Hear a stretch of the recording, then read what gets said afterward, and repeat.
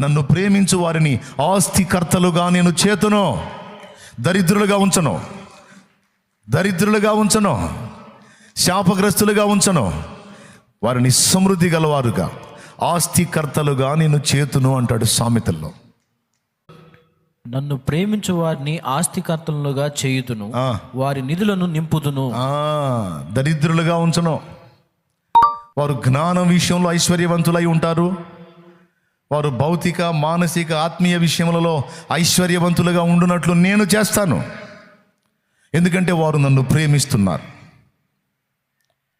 హల్లెలూయా. ఇంకా ఏం చెప్పాడు? ఇది మూడవది. మొదటి మాట ఏమిటి? విడిపిస్తాను. రెండోది ఏమిటి? గొప్ప చేస్తాను, ఘనపరుస్తాను. మూడోది ఏమిటి? ఆస్తికర్తలుగా చేసి వారి నిధులను నింపుతాను, వారి కరువుని నేను